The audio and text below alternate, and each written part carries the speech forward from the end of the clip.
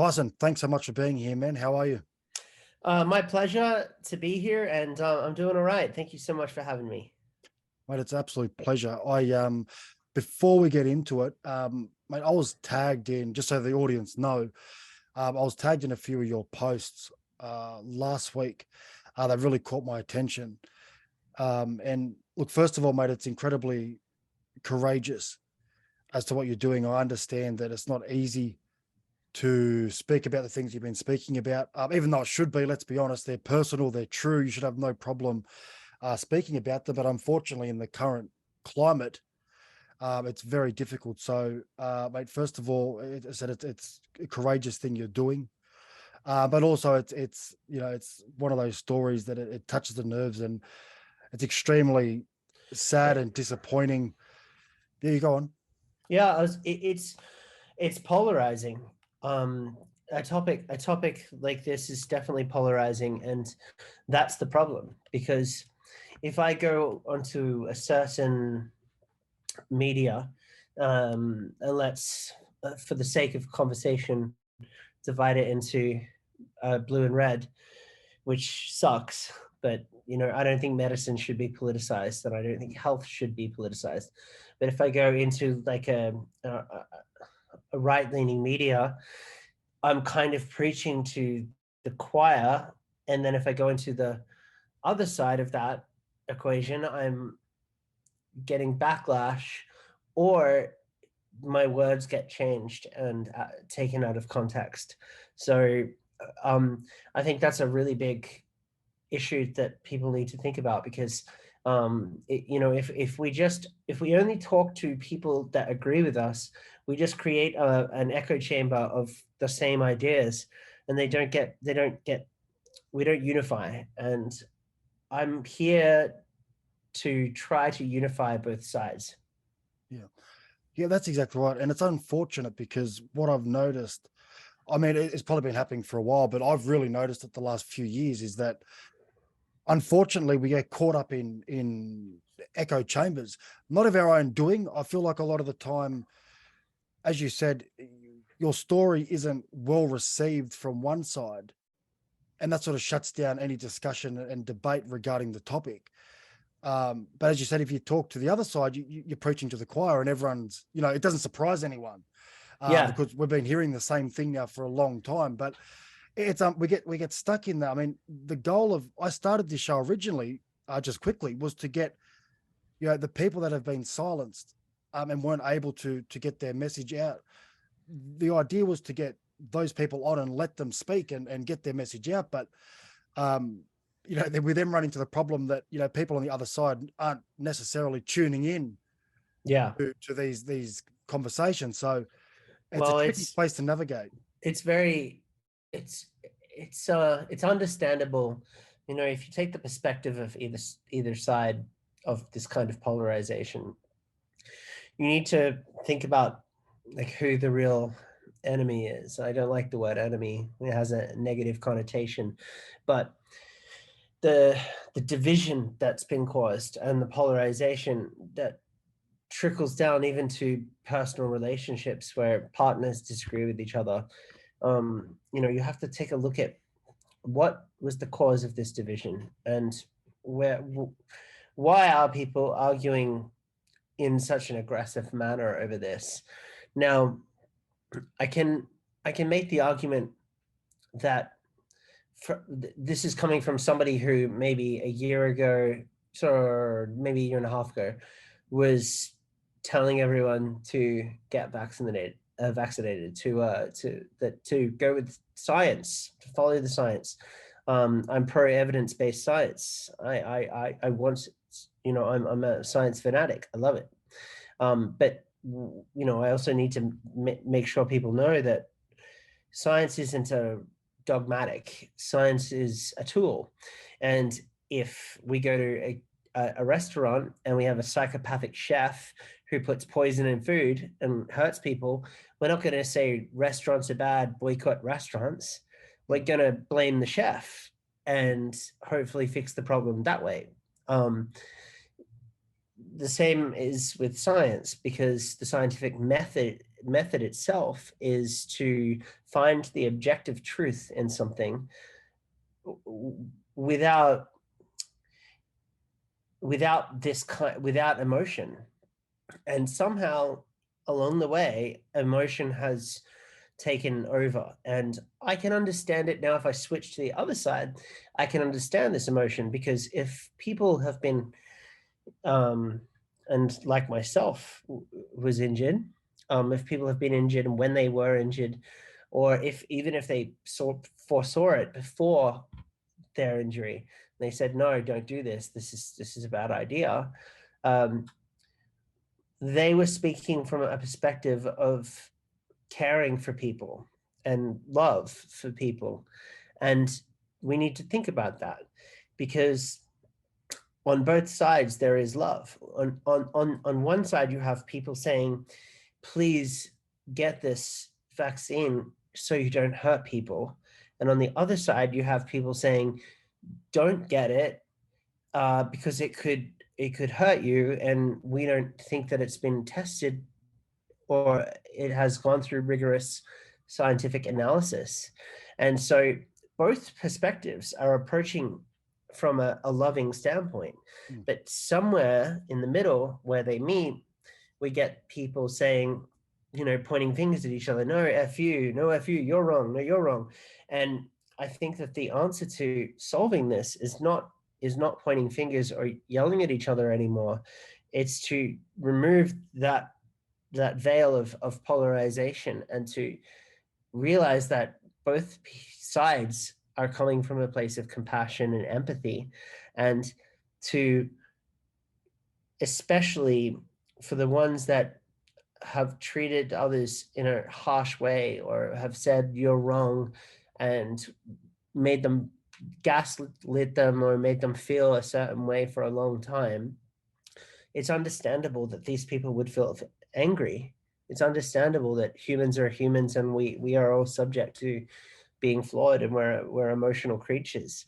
And once we can see things from both sides of the argument, only then can we have a conversation that truly unifies everything and allows us to join together as a group and solve the problem from a perspective of love, as opposed to a perspective of hatred, which I don't think is the right way forwards.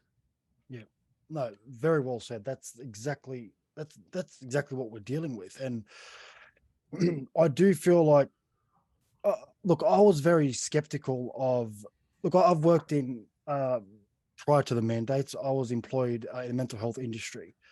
So I had a lot of dealings with clients, with medications and with health systems, and I've seen a lot. And I've always been incredibly skeptical of pharmaceutical companies for various reasons. But they're not exactly the most honest and trustworthy organizations in the world. So, of course, when the vaccine rolled out, even prior to that, when they were speaking about it, I was always skeptical, because I know their main objective is, and I say this, I've said this many times, their main objective is profit. They're a business. They're out to make money. Yeah, well, to your point about making money, I think that it's important to note that every business is I mean, it's in the name, business. So they if you're going to start a company, like, for example, a record label, or if you're going to try and make music and build a career off it, you want to make money. The issue here is that playing with people's lives, that's a little different. That's not to say that there are companies out there that there are companies that are doing awful things that we won't need to talk about. But I think it's just very important to note that medicine in general and people's health is something that I think deserves a little more scrutiny and a little more investigation than what you would put into, say, someone selling seashells on the beach, because you are dealing with people's health and their livelihood. So in that circumstance, yes, it's. I mean, I would never say that a pharmaceutical company shouldn't make money, but I would say the way they go about it needs to be very careful because the stakes are higher. Yeah, no, that's right. And look, I've got no problem with any business making money, including pharmaceutical companies. But, unfortunately, when there's money to be made, shortcuts are taken. Oftentimes there's a certain degree of deceit. Yeah. So as I said, I was always skeptical of them, but once it rolled out and I first heard a video and I had my own opinion. I didn't really have an opinion, to be honest. I didn't have the facts or data in front of me. So I was just going with the flow. And then I heard a few doctors starting to speak out about it, and they had a few issues with the studies and the methods they used during the very minimal, I stress, very minimal testing process and trial process, should I say. So on that basis, I started to listen to them, and I actually got one on my show, because I noticed that this guy wasn't allowed to speak, that every time he would speak, he was getting censored or being shut down or having his account deleted. And I thought, well, hold on, this guy is an expert in his field. Why aren't they allowing this guy to speak? I mean, that's bizarre. May I ask who that was? Dr. Peter McCullough. Okay, I've heard the name. Yeah. So do you know why, what particular policy he breached? I'm not sorry, that sounded like a loaded question. Is there any evidence to support why he may have been censored? Well, in terms of, no, not really. I mean, the guy, well, this is when they all started with the misinformation policies across the social media networks. But again, who are the ones that are sitting in the back determining what's fact and what's fiction? I mean, so grab that sentence, take the question mark away, and look at the first word. Who? Well, yeah, that's right. Exactly right. And I'd like to think that we should be able to trust those people in that decision-making process. But unfortunately, as we've all grown to, I'm sure you're aware of what goes on behind the scenes. There's a lot of financial incentives. There's a lot of corruption. There's a lot of conflicts of interest. I mean, it's dirty. The whole thing's dirty. So, that's why I think now we all know why he went through that process at the beginning. And that straight away, I thought, well, this guy's an expert in his field. Not only an expert, the guy is one of the best in his field, period. And I thought, well, just a year ago, this guy was being given awards and recognized for his incredible achievements throughout his career. Now they've turned on him. That's unusual. I mean, if what they're saying is true and what he's saying is wrong, then let them have an open, respectful debate, and let the science come out on top, and let us make our own mind up. But that was a red flag immediately from the get-go. So I think you and I would definitely agree on free speech here. I think Absolutely. that, I mean, free speech is, I lived in America for 10 years, and the Constitution in America is very, well, I won't say too much about it, except that I very much loved the right to free speech. And I think that what we're seeing is in censorship today is like modern day book burning. Back in the day, Hitler would burn books, which is a poor choice of words, but silencing opposition only leads to one thing, and that is totalitarianism. Absolutely. And that's what we've seen, and it's unfolded. And look, just 2 days ago, I had a conversation with Dr. McCullough, and they've just stripped him of he was an editor-in-chief at 2 major journals. He's now lost that position, and he's been they've stripped him of his medical accreditation across internal medicine and cardiology, even though he's had decades of perfect performance, thousands of peer-reviewed studies. They've just stripped it off him just like that. So it's. Did you read my essay? No, I couldn't find it. I was looking for it. Oh, okay. So I wrote an essay. If you don't mind, I'll pull it up because I think you might find this of interest. Yeah, absolutely. So it was on Substack, I think. Was it someone's Substack you wrote? it was Dr. Malone's Substack. Yes. Yeah. But I'll jump down to I guess the main points here. Let's get them out of the way first, because I think that these are some things that are just straight facts. Yep. You know, I don't want to be here to, I mean, we can discuss anything we want, from whether dinosaurs had feathers to, you know, whatever. But let's kick off with some cool facts. Cool facts. All right. So like, I continue to suffer from severe ongoing pain. I've been diagnosed with neuropathy, and neuropathy / nerve damage is a known side effect of the Moderna spike vaccine. I have that in writing from the Queensland Health Ombudsman and the Queensland government. Not that I need it, because it's already known and well peer reviewed. Neuropathy wasn't listed on any of my consent forms, and I have copies of all my consent forms. So I wasn't given informed consent, and any doctor, no matter which side of the political spectrum you're on, which shouldn't affect being a doctor at all, should know about informed consent and duty of care. In Australia, doctors are investigated and they're disciplined if they confirm in writing that a COVID vaccine has caused a patient injury. I went to 5 different doctors, and all of them behind closed doors said, I know what this is, but if I write it down, I'll lose my job.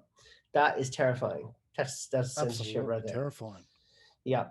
So, you know, while I was in the hospital and I had neuropathy, and I had a lot of trouble moving my limbs, and I was somewhat paralyzed, I was told to get a second vaccine. Who in their right mind, especially neurologists, would recommend a medication to someone suffering from neuropathy that medication could cause, in very rare cases, and I don't know how rare because we can't talk about it, because we don't have the information, a medication that could cause it again, and it did cause it again and send me back to hospital. In Australia, if a doctor has been negligent or a patient has been mistreated or misdiagnosed, they can lodge a complaint to APRA. So that's the Australian Health Practitioner administrative agency, sorry. And basically they're the ones who police doctors. So I personally submitted a formal complaint to the Queensland Health Ombudsman about that. The reply that I got was, yes, the Moderna spike vaccine can cause, in very rare cases, neuropathy. Yes, we acknowledge that you were advised to take a second one. No, we're going to do nothing about it. So doctors are conveniently, they're indemnified. And I worry about this. Because, I mean, they really, you know, they should have finished me off, because what's happened is they've created a person of critical thought and someone who loves science like myself. And now I've seen the bad side of what's going on. Well, I'll die on this hill fighting this, because there are so many people out there that are misrepresented. There are people out there that getting turned like a blind eye. They're not able to get their story out. They're scared to talk about their story. I'm not scared. Like, go for it. Take away my social media. Watch what happens. They'll just double my audience. I've taken all of the protocols to make sure that happens. Yeah, I mean, this is the thing. I've made it very clear that, like, strip me of my social media, and I have safeguards in place that they will only double my audience everywhere. So try it. Go on. And if anyone's watching this who disagrees with me, give it a go. Give it a go and watch what happens. I've got an army of people and an army of people with love that will make sure that they have my back. So really, we're at a turning point now. We're at a point where yes, I have come forward. I appreciate that you called me brave for doing that, but honestly, I don't really think it's more brave more than it is just necessary, because I mean, it's my belief that complacency when you see injustice is just as bad as the act itself. So it wasn't really an option for me to be complacent. I like, I'm lucky. I'm a lucky one. Like I talk a lot to people, that thousands of people that have neuropathy, ones that are now in wheelchairs and can't move, and they can't speak up for themselves. So I'm the voice for that now. At least I'll try.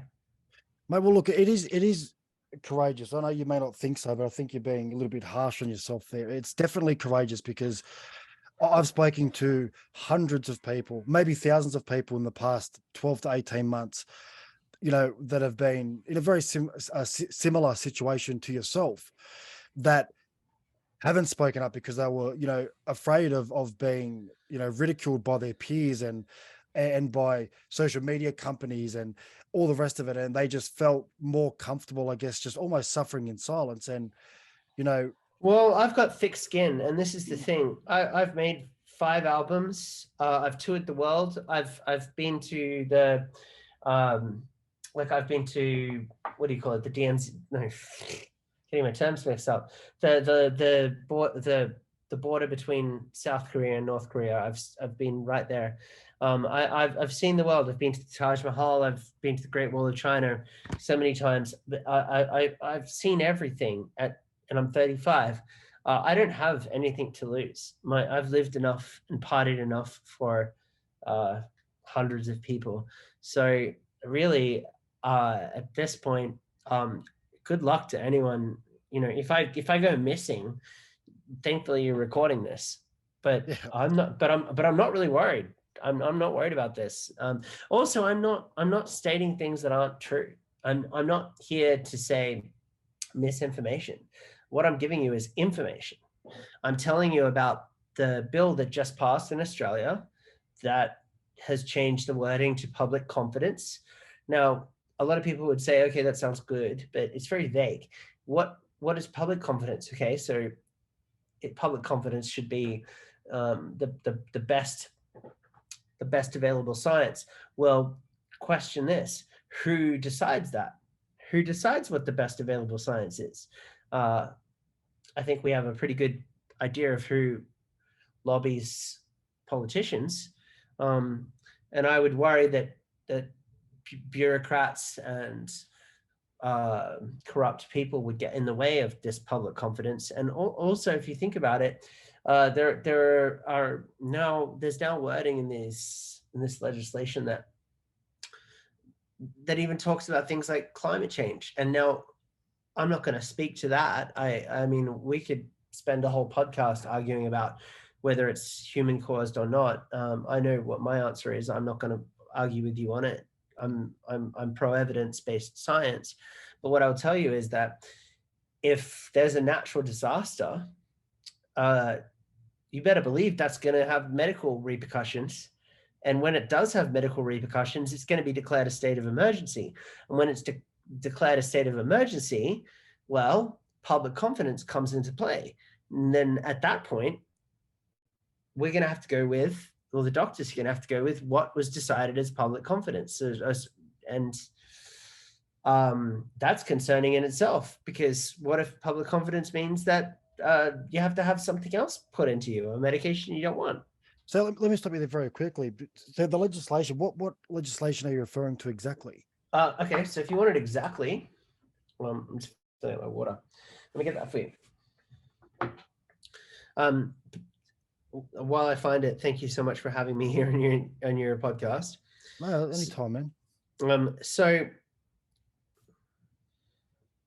I'm going to find it, because I expect to be fact checked. It's that, but also just to make sure that everyone listening, that we're all on the same page and we know what we're talking about. Yeah, I encourage everyone. I encourage everyone, if they hear something that they're not sure about, then to do their own research and look into it some more, because that's absolutely crucial. So that's why I just asked everyone to clarify what exactly they're speaking about. So anyone that wants to look into it more and do their own research into it, they can do that. Yeah. Okay. So I'll refer to the Health Practitioner Regulation National Law. and other legislation. Amendment Bill 2022. It just passed in the state of Queensland.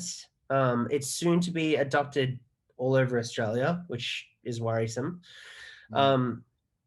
And it's, Australia-wide. The changes proposed would give the Australian Health Practitioner Regulation Agency, AHPRA, the Medical Board of Australia, the power to sanction doctors for expressing their professional opinion based on their assessment of the best available science if it undermines public confidence, health, and safety. The proposed change to national law significantly interferes with the doctor-patient relationship and is potentially disastrous for patient care. So, Jesus Christ, that's not, that's very worrying. It's worrying, and it's worrying because, it can go over people's heads. They're going to go, okay, he's just reading stuff.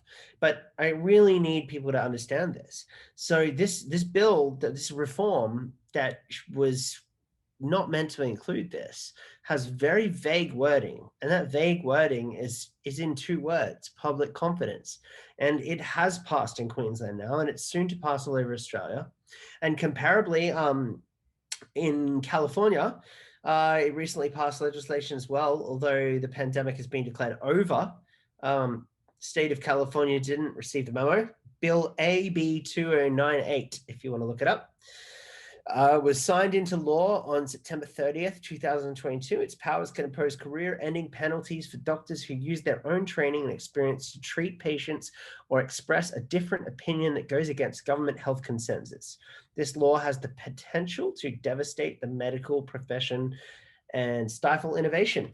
And so Wow. when I say that, I want you to think about when I'm not going to get the dates right, so I won't even try.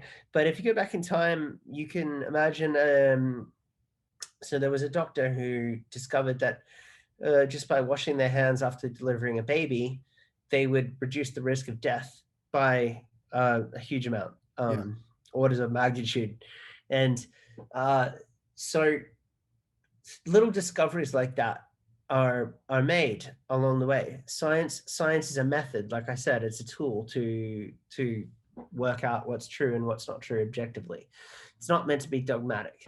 Now, if we had these kinds of laws in place then, and that doctor was considered to be going against public confidence, that may never have been taught in schools like it is now.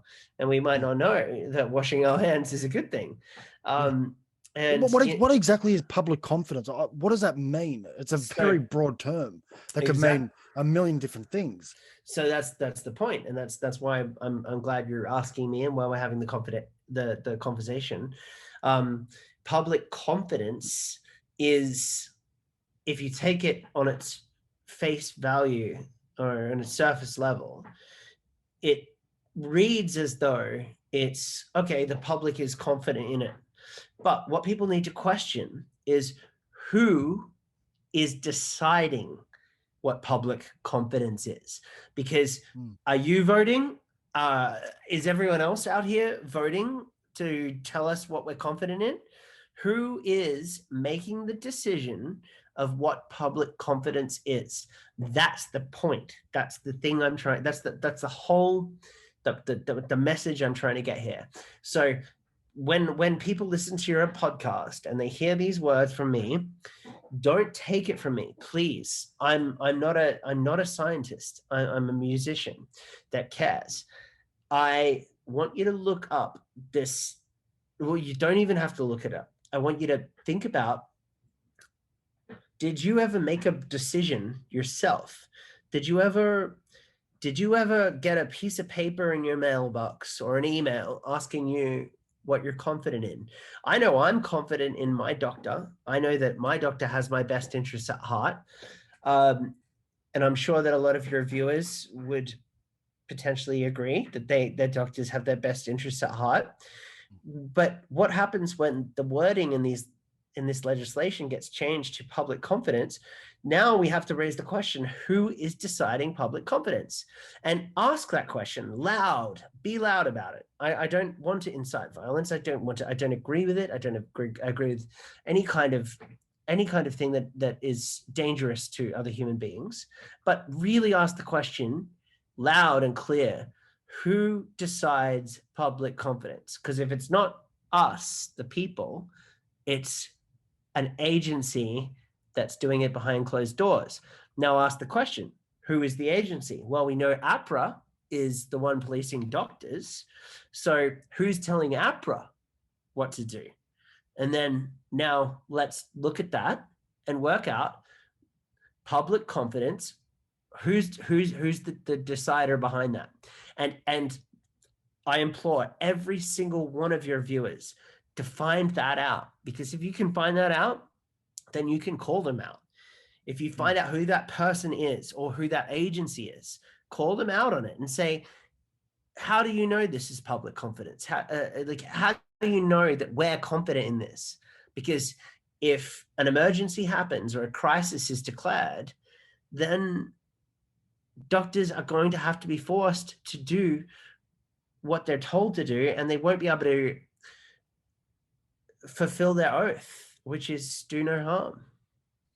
This whole thing, and that doctors are essentially being told that they're not allowed to use their professional judgment on matters if it goes against the general consensus, which I think was applicable to the Californian law you read out just before. I mean, well, what are they doing then? Like, what do we have doctors for if they're just going with, if they're being told to do a certain, like, they have to use discretion because everyone is different. And that's something that when I look back at the beginning of the rollout of the vaccine rollout, they're treating it like a blanket rule that everyone needs to get it. Everyone's at risk. Everyone needs X amount. I'm thinking, well, not everyone is the same. You can't just make one rule for all. We're all different. And it seems like, based on my very, very limited understanding of what you've just read out to me, that's how they intend to police any future events. So I can tell you firsthand that since I've started to look into this, it's very important to not blame doctors. Blaming just a group is not a good idea. We need to look at each individual and their merit and where their heart is. And doctors can be beautiful and kind and caring, but also scared, and they can be agreeable. Doctors can be wrong, and doctors can be right. That's why we need to have second opinions, and that's why in science we have peer-reviewed studies, because science only works if people can question these things. At one time in history, people thought the Earth was the center of the universe. And I was at Galileo. I think it was ridiculed for quite some time before they worked out that we're just a tiny little piece of the corner of the Milky Way, which makes up billions of galaxies and so on. But the thing is, we can't blame doctors. What we need to do is look at who is governing those doctors. And we need to look at who is telling that governing agency what public confidence is, because it's not far away. We are so close to censorship at such an extreme level that your doctor is going to be scared to tell you the truth. And I sound like I'm creating fear, and I hope I'm not. I hope I'm creating curiosity more than fear. And I hope I'm creating a love of science and a love of the pursuit of curiosity. But yeah, I think it's so important that we don't blame doctors, because doctors are actually under attack. They're the ones that are under attack right now. And through that, we the people of Australia are affected. Yeah. And it's people need to stop. And I've said this many, many times, and I understand that people have been very angry over the past 2 years, and myself included. I've been very angry at times. And I think we always, when we're angry at a situation, especially a situation that's so broad, there's so many moving pieces, that I think we instinctively look for a person or a group of people that we can point our fingers at and go, it's because of them. And I feel like doctors have copped a lot of that, unfortunately. But there's also been many ones that have sort of said, you know what, fuck it, I'm just going to come out and say exactly how it is and what I'm seeing. But what we're seeing is, and this is something that I'm really trying to get across to people at the moment, is when I've raised these issues with family members, friends, and just, you know, people on social media, and they've asked me a question, and that question is, well, you know, if this vaccine is causing these problems, why aren't more doctors coming forward about it and speaking up? And I'd like to use now the example of Dr. McCullough, that because he spoke up and went against the narrative, he has now had his life work destroyed, his reputation destroyed, his career's essentially ended, for speaking up. So, okay, yes, the people that are at top aren't calling up doctors, each doctor, and saying, listen, don't say anything, but it's an effective, doctors can see what's happening to other doctors around them, and they're afraid. Oh yeah, and I've witnessed firsthand doctors telling me that other doctors are getting incentivized to dob other doctors in, to basically knock on them, to rat them out, because if one doctor, well, I don't want to say the reasons why. I always want to remain as factual as I can, but it is important to note that this is not misinformation that I'm giving you. I'm giving you the information that I know. I have spoken to hundreds of doctors now, and they are either scared or oblivious or pretending to be oblivious, or, I mean, you've got to think about it from their perspective as well. They've studied for 7 years, maybe gone into a specialty. They have a family. They've maybe have $250,000 in debt for everything. And then suddenly a company like APRA, which I think has one doctor on the board, that, you know, you can fact check me on that, I'm not sure. But a company like APRA, they can just strip their registration like that. That is ridiculous. It's appalling. And that is such an attack on free speech that I don't think Australians should stand for. I think that it's time that, you know, we saw the interview that happened where a member of Pfizer came out and said, we had to work fast. And how fast did you have to work? Well, at the speed of science. Okay, what's the speed of science? I think it's time for us to work at the speed of science. I think it's time for Australians to work at the speed of science. And in that nature, science is curiosity. It's like it is to try to work out the truth and peer review and keep each other in check.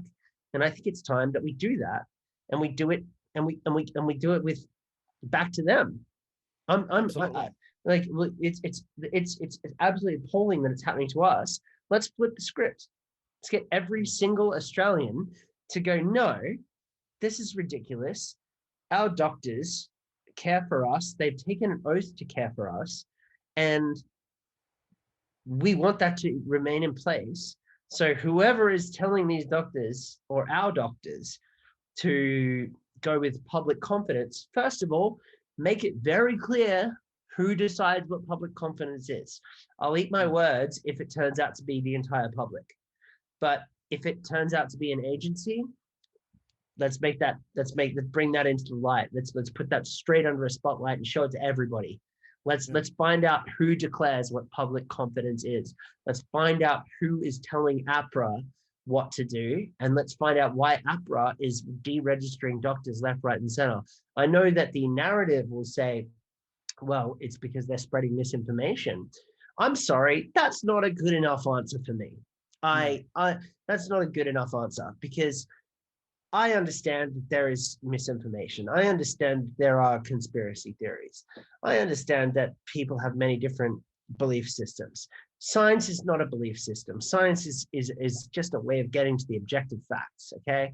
So let's find out who's deciding public confidence, and let's call them out publicly and absolutely ruin them. Thank you. Absolutely. No, absolutely. And the misinformation, that whole thing has been a major problem. So, for example, I've shared things sort of early on in the piece when this was happening, and called things out, and said that even something as simple as natural immunity, I've spoken about, it was declared misinformation. The benefits of vitamin D, misinformation, and now we all know that's absolutely fact. But yet they don't go back and say, oh, listen, we're going to uncensor your post and apologize for essentially calling you a liar. There's none of that. And they don't fact check. I've noticed they don't fact check old posts. When all those politicians and leaders came out at the beginning and said, you will not catch COVID if you've been vaccinated. Yeah. They won't be fact checked. It's well, I'm living proof that you can. I got double vax. The first vax sent me to hospital. The second vax sent me to hospital. Then I got COVID and called at 3:50 a.m., was gasping for breath and nearly dying, and said to the ambulance, called 000 and said, if you don't get to me now, I will die. Then I was thrown in a COVID ward for 2 weeks, crawling to the toilet to try to throw up, and just it was awful. It was probably like the darkest moment of my life. And I remember just no one would come to visit me, and when they did, it was just in a hazmat suit. And I understand, but also at the same time, I would press the buzzer, no one would come, but I'd hear people laughing in the hallways. And then when I opened the door once, I heard a nurse yell out to me, shut the effing door, you're an effing biohazard. So if people want to say, I would have to look at what the quote that you mentioned, which is that if you get double vaxxed or vaxxed, that you won't catch COVID. I have to look at that because I can't speak to it. But I can tell you firsthand, that's not true, because I got double vaxxed and caught COVID and nearly died from it. Which is the story of so many people and look, it wasn't just one person. I mean, you've had the president of the United States, Joe Biden, say that. You've had countless people make those claims at the beginning. But I want to just quickly stop there and go back to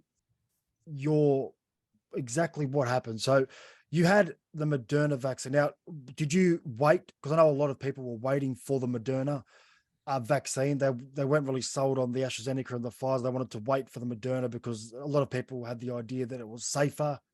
Was that your way of thinking?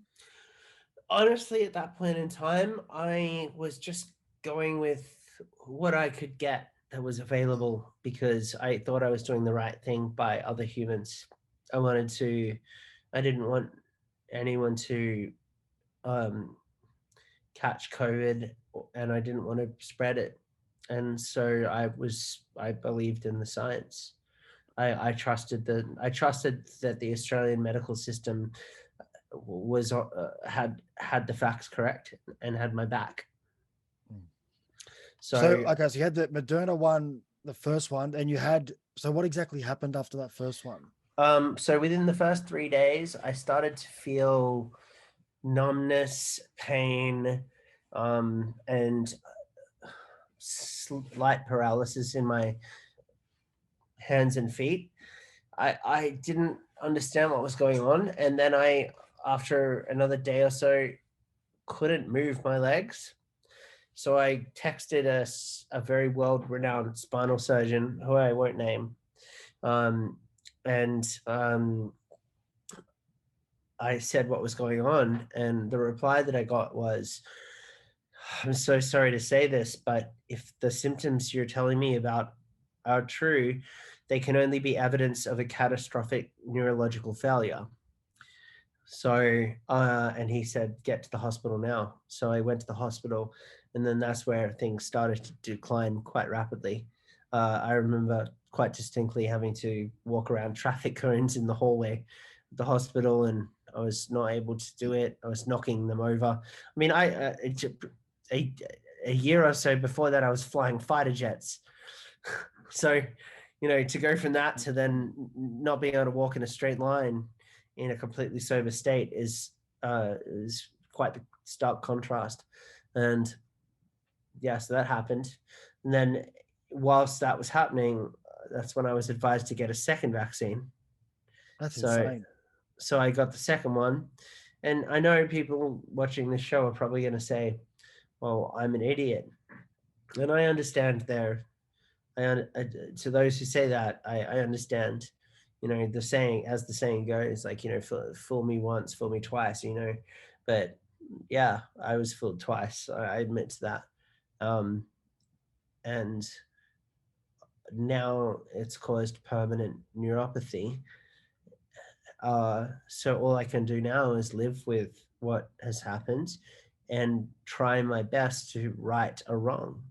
And if that means destroying my career and profile in the process, I don't care. Bring it on. Bring it on. That's what I mean. It's incredibly courageous. I mean, it's something to go through that, but the fact that you've not only you've gone through that, you've, I guess, accepted it, and not only you've accepted it, but you've got, like, I can tell by talking to you, there's no hatred in your heart. You're not angry at the world. No, You I know, was just wrong, and mm, I was betrayed. Like I I told my mom to get vaccinated, and you know what? I won't even on this show say with 100% confidence or 50% confidence, don't get vaccinated. I won't say that. What I will say is this: read my story, read it clearly, hear my words, and think rationally and critically before you make a decision like this, because I was not given informed consent. And I think what flies straight over a lot of people's heads is a doctor's duty, and that is to provide informed consent. And that is an informed consent is not just, hey, sign this and off we go. It's to sit you down and say, these are the risks. This could happen. It's rare. We've been told it's rare, but that didn't happen. Instead, everything got mandated. I couldn't fly to other countries like I would usually do for my job. So it just happened like so quickly. Informed consent didn't even come into the equation. So I don't intend to scare people, but at the same time, I want to warn people that here in Australia, we aren't getting informed consent. And to anyone who is really watching this right now, get your consent forms from your pharmacy, look at them. They have to provide them to you. They legally have to provide them to you. And check if you've been injured. Look at those consent forms and see if they provided you the information that you deserved to be provided with, because I wasn't. And if you haven't been either, bring it up. Bring it up to your health minister. Bring it up to the bureaucrats and the people that are endorsing this vaccine. If you want to call it that. how long did you wait between the first and the second shot? Only 1 month, because I was told by the doctor in the hospital that if I didn't get the second vaccine, the first one would be redundant. Now, do you feel like there's, I guess, especially considering what you went through after the first one, I mean, is that not medical negligence to some degree? I mean, Yeah. were they outright saying at the hospital, like when you were going through what you went through, were they saying, no, it wasn't the vaccine, there's no way, were they blaming on something else? What was their opinion on that? Well, I would probably answer your question with another question. If you're a neurologist and you've got the title of that, and you're an expert in your field, and you see someone suffering from neuropathy, wouldn't it be a good idea to go on Google and just check that the medicine that you're telling them to get second time around, if it has a side effect of the very thing that the patient is presenting with. I don't think I have to answer your question because I think that it's pretty obvious that that is negligent. I think that that is a lack of duty of care. That is that is to, you know, to tell someone to go and do something that that could potentially harm them with the same thing that they've already got. It's almost laughable. It's almost a joke, isn't it? Well, it is. I mean, if you go to the doctor for, you know, let's just say that, I don't know, you got some illness and you go in for a course of antibiotics, and then, you know, a day later you go back to the doctor and say, listen, since having these antibiotics, I've got a really like a rash all over my body. They'll normally say, okay, well, stop taking them immediately and I'll give you a different type.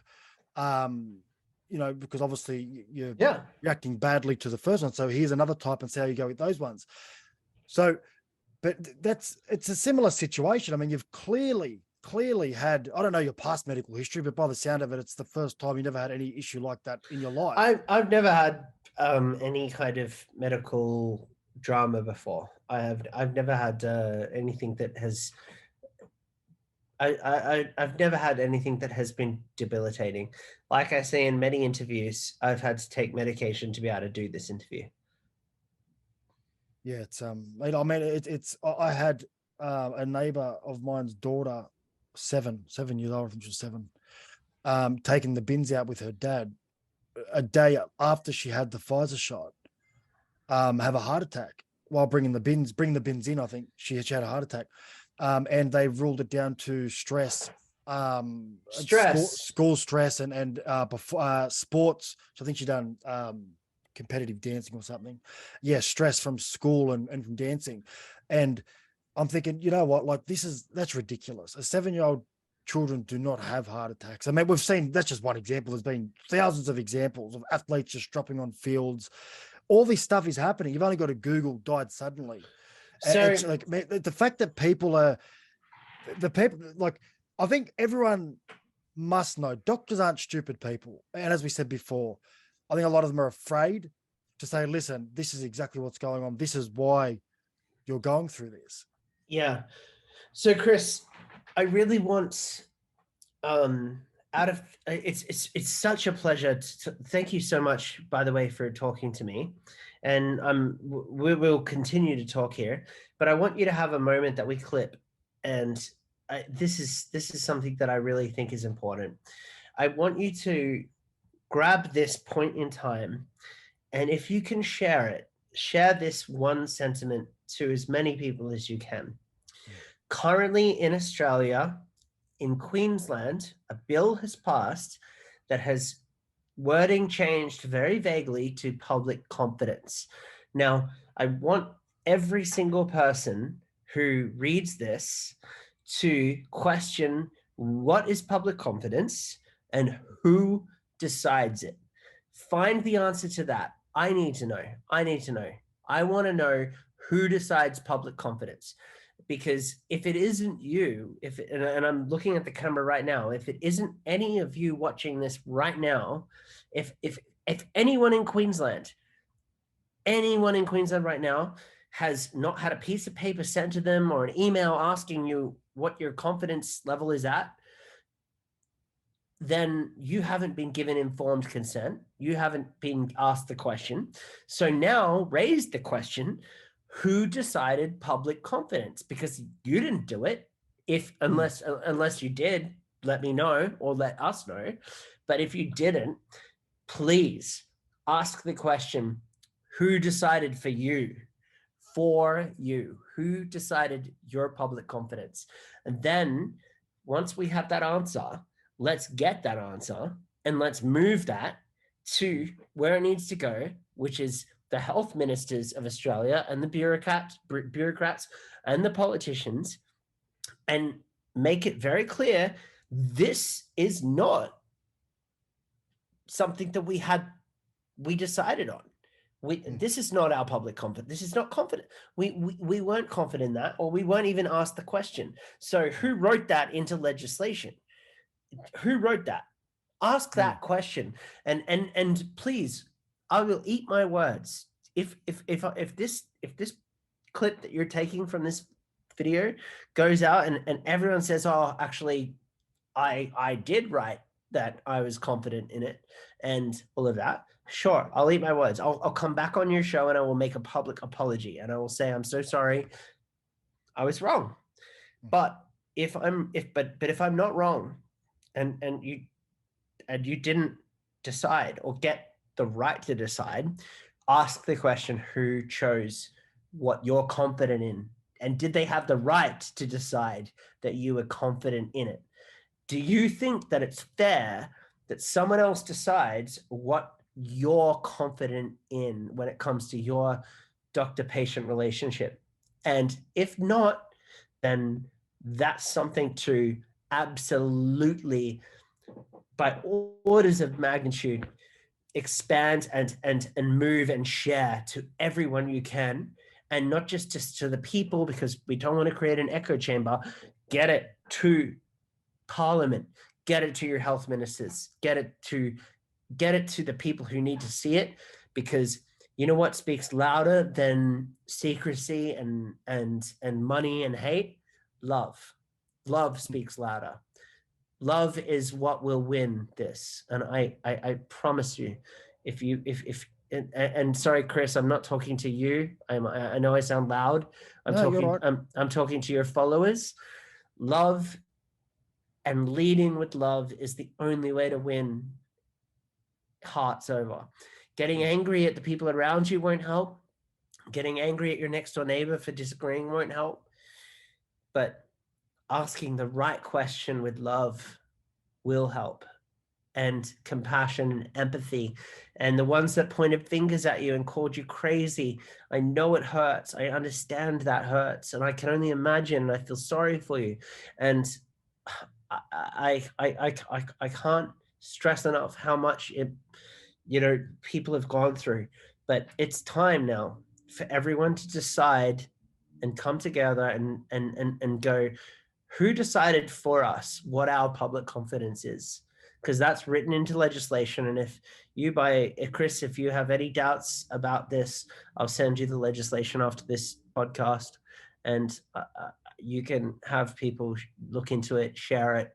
I think it's very important that we have a call to action. Otherwise, you and I are just going to be discussing, topics. But if we don't have a call to action here, then what's the point? We need to move at the speed of science. Yeah, we the people are going to move at the speed of science and at the speed of love. Yeah, love is important. And you know what else? I think people underestimate how powerful we all are when we unite. That's something that's been overlooked. We are so powerful. And look, that's the reason why they're trying to divide us on whether it be religion, sexuality, left or right, race. They try to divide us because they know when we're united, we're incredibly powerful. Yep. And that's where I think a lot of people need to, and we need to have each other's backs, because the people at the top don't have our backs, clearly. So we need to work together. And what I'll do, I'll pass that on. I'll send it to, I don't know if you know Samir Bunga. He's a solicitor who's all over this. He's been all over it from day one. He's a good mate of mine. I'll get him to look into this, and hopefully he can ask some questions to the right people and get some answers. I just want you to spread this to everyone you can. And you made a very good point about religion and politics. And I want to speak slightly to that.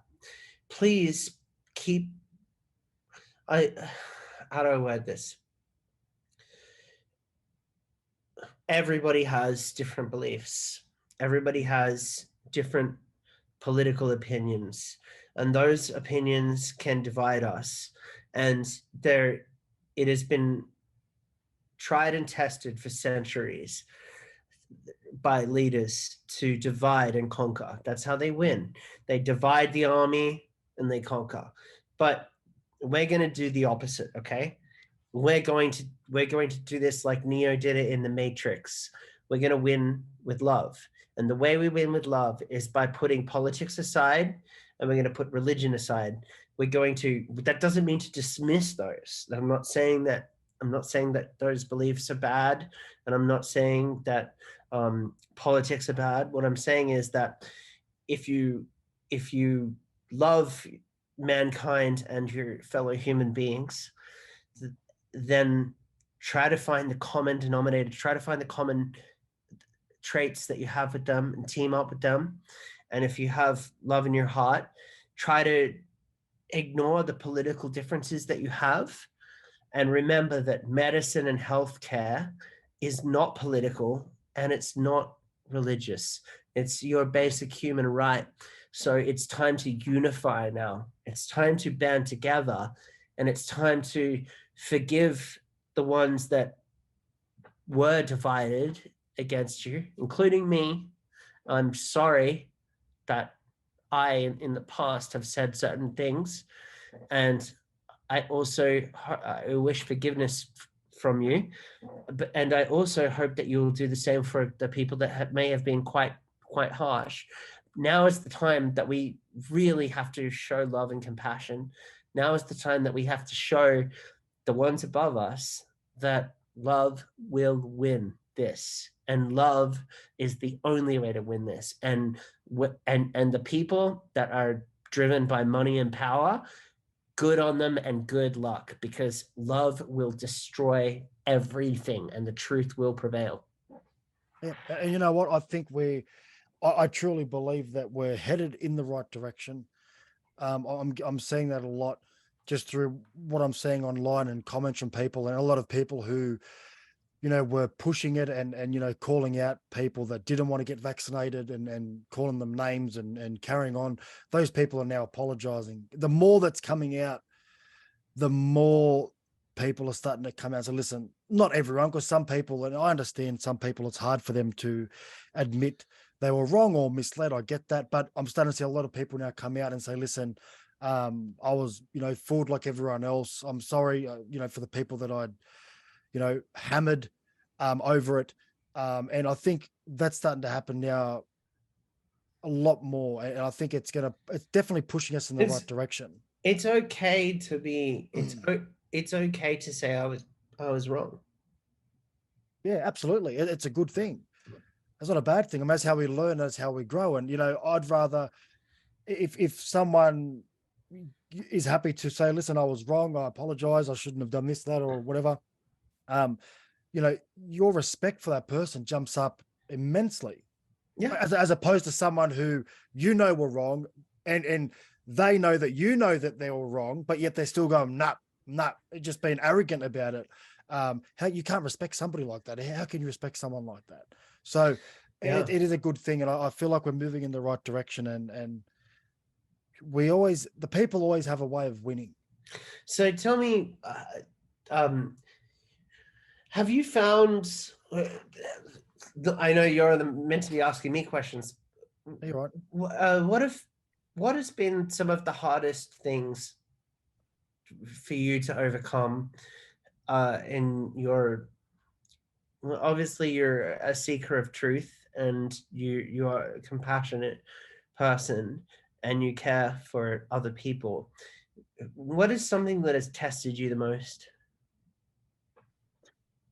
What's tested me the most? I think the way that I was, the treatment of not so much myself. I can handle myself and I can manage, but my children and my wife, we all looked at like, we're kicked out of society essentially. And one thing that really sticks to me and really, I didn't realize at the time how much it would affect me, but even now I realize that it really did take a toll on me, and was when we weren't allowed to go into stores to buy our children clothing or bedding, or, when they allowed, the vaccinated people to go back into society and go about their business. I wasn't worried about eating at restaurants. I wasn't worried about going to the pub. But when they said, sorry, you can't come in and you can't buy your children clothing. You were made to feel, I don't want to put words in your mouth, but it sounds like you were made to feel like you weren't part of society. Yeah, that's how I felt, which, truthfully, I was okay with most of it. I just accepted them, didn't faze me. But it was when it started impacting my family and my wife and my children. Yeah. That's when it really got to me. And you know what, seeing my children miss out on so much school and so much fun, and playgrounds closed, and having their childhoods essentially destroyed for the last few years was very tough. And being a father, you want to, normally you can do things and you can help them, but you're powerless. So that was very hard to accept that. And so for the sake of people watching that have been in your position, and this helps me learn, I'm sorry if I'm up. I shouldn't. No, you're right. This It's good. is your show. Did you find that it was the people, like that people turned on people, or was there something in you that said that the people were misguided, or they just didn't know?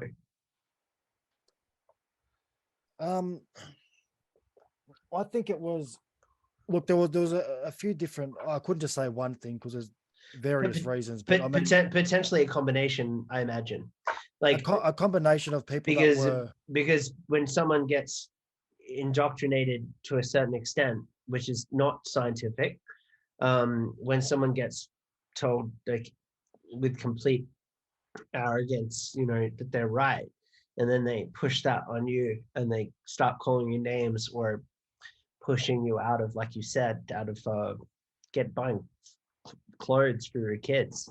I can't imagine how much that would hurt. That sounds brutal.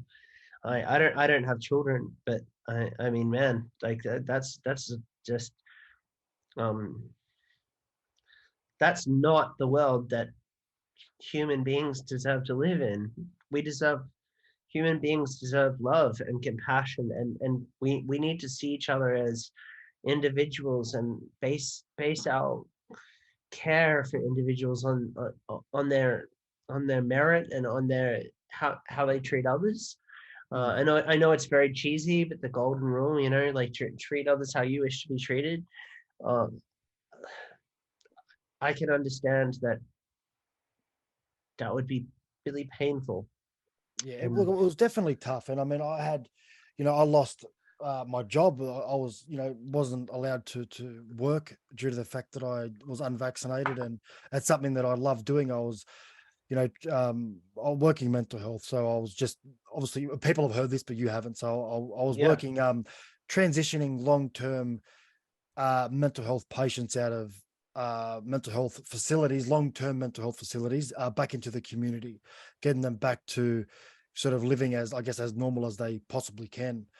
Wow. I'd done that for years. I'd done a lot of study to get to where I was, and I ended up in a management role, managing 15 to 20 staff members, and everything was going great. And then just to have that stripped away, and then being told that you no longer have the right to provide for your family unless you get this shot, something that I did not want, and I was adamant about that from the beginning.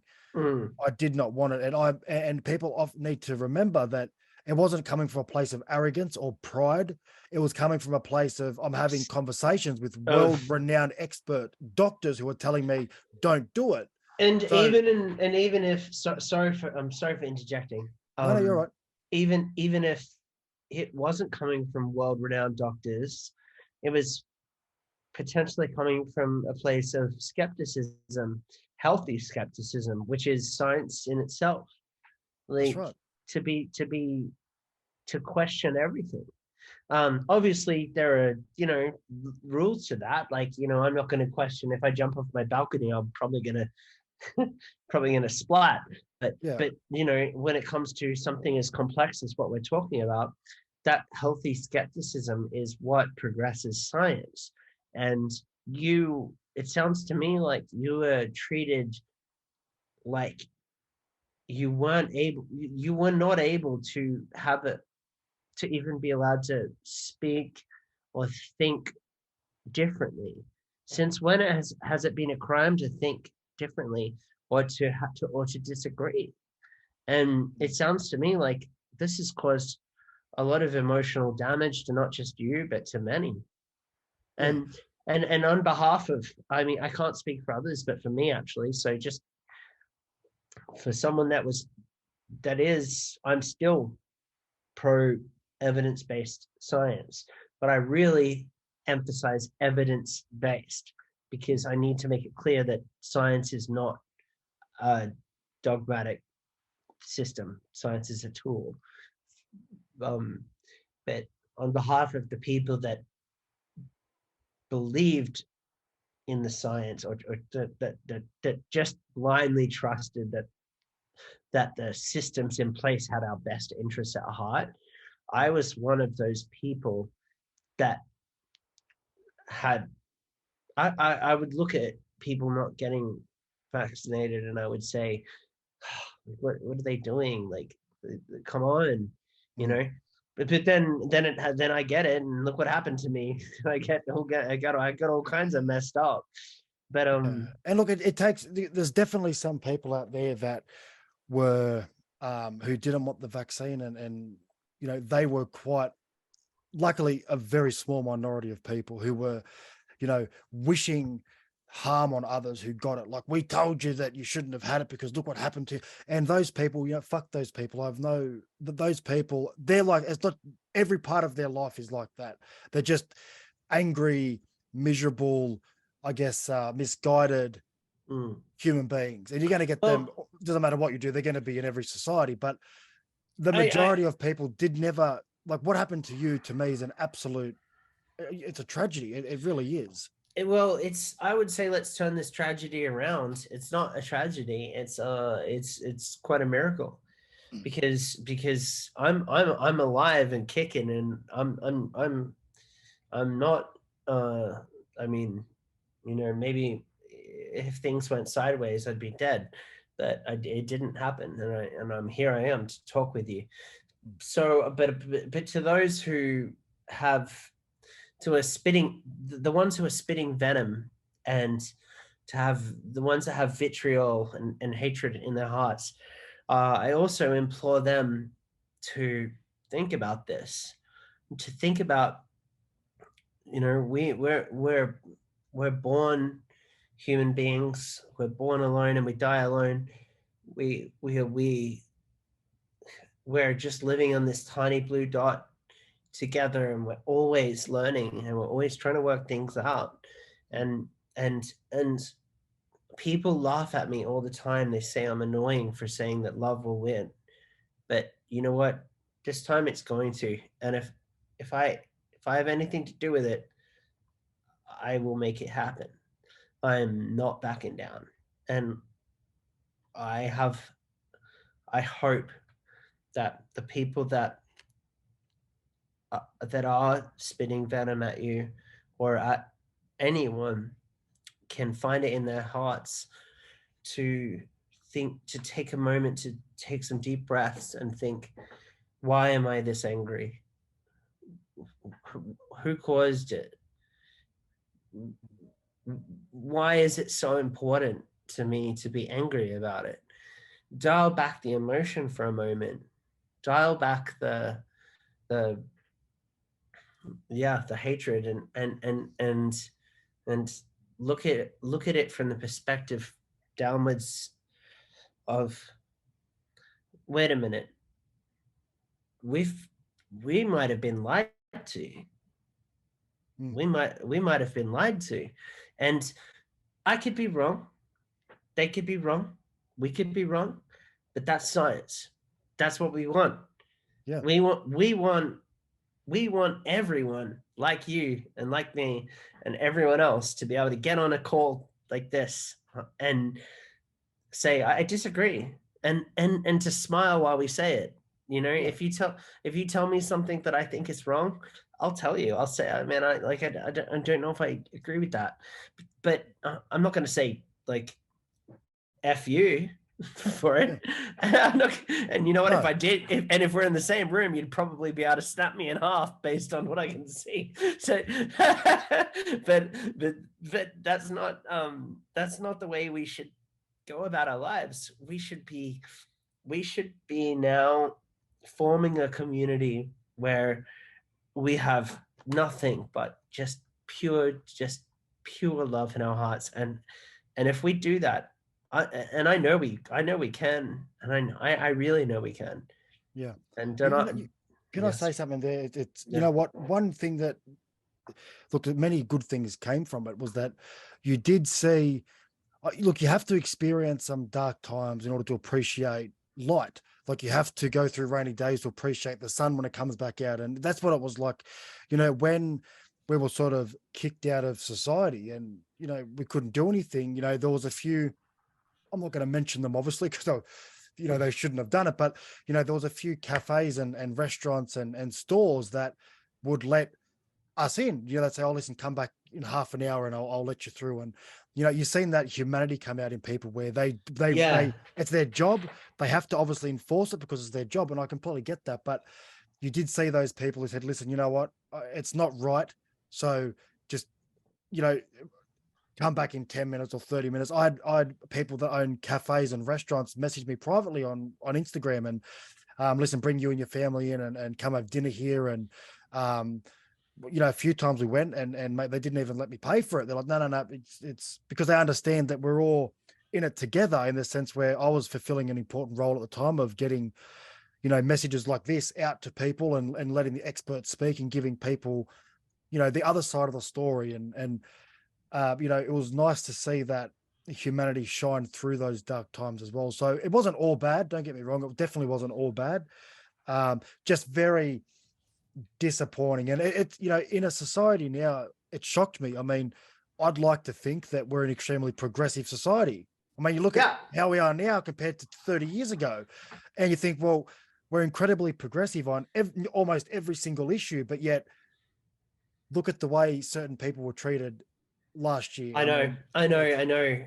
And your story, it breaks my heart hearing it. Um, it breaks my heart to think that a human being would treat another human being like this. And I will openly admit that, like I don't think I've ever. I mean, I'll eat my words if someone finds it. Uh, but I was one of those pro just get vaxxed. Like, come on, because I was so scientifically, like, just so trusting in the scientific method. But what I lost was the scientific method, and then the people who are controlling the scientific method. So yeah, that's important to note that. Yes. that's the they're the fundamental differences, Mm, because you have, like, just like I said earlier in this, you have cooking, mm, and then you have the chef, and you can have good food, but if you have an evil chef, you don't blame cooking. mm. So I was one of those people who had it was I was so just, what, this is what the science says, so therefore I'm right and they're wrong. And I have learned since then that it's not binary, it's nuanced. And things aren't black and white. I used to think that way. I used to think there was just this side and this side. But the longer that we do that, the more harm we're going to do to each other Mm. as human beings. And the more that we can find common ground between those two and go, wait a minute, like, I see where they're coming from, and they can see, well, I see where they're coming from. We can find common ground. The more we can do that, the more we can unite. And I really hope that this podcast reaches enough people so that we can unite, because I want to be the bridge between the ones that were unheard. I was wrong. I was a, a victim of the system, but that system didn't take me out. And now I'm here to speak for everybody. And I hope that we can I hope that we can unite, and I hope that we can make a difference. And that, yeah, to go, I sound like a broken record, but to go back to what the way we can make a difference is to look at the wording in the legislation and to ask that question: who decides public confidence? Who what are we confident in? Ask, look, we have to start with the questions. We have to start from scratch. We have to go, we have to stop pointing fingers at each other. um I have to say sorry to the ones that I believe were wrong, and I think that hopefully with forgiveness and love, the people that might have been hurt by things that I've said or done can see me in a different light, and I hope that they can step up in a way that whilst understanding that they're extremely hurt, Mm. that hurt is not going to, it's not going to unite us, and it's the unification of us as human beings, as Australians, and as people. It's time that we all shake hands, give each other a big hug, and turn our attention towards who divided us. And Absolutely. we need to find that out. I'm not going to make the claim that I know who divided us, but I know that we were divided. Mm. I know that we got divided. So it's time that we all take our lenses off each other and move them to who did that, why, for Mm. what reasons. You stated earlier that money was a leading factor. I think that's a pretty much a correct statement when it comes to anything in business. So I think it's time that we the people show that they, and they in brackets or whatever you want to call it, are outnumbered. Mm. Absolutely. Well, listen, I've got really nothing to add to that. It's perfectly said, and again, it's you're doing an incredible thing. I mean, you could have let them beat you, but instead you've come back, by the sound of it, stronger, determined to get to the bottom of it, and hopefully, do the right thing by using your own experience to help everybody. So it's an extremely noble thing, a courageous thing, and Tyson, mate, I'd like to thank you for sharing your story here. And we'll definitely keep in touch, and I will definitely post that question you asked, and I'll make sure it gets out there, and hopefully we can get an answer to it. Please do. Yeah, and I'll share some links as well to that article you said on Substack with Dr. Malone, and people can have a read of that as well. But Tyson, thank you very much for being here. I really appreciate it. Thank you so much for your time. Bless. I hope that you have a beautiful evening, and I really appreciate you spending this much time with me. It's honestly, it's heartwarming. Thank you.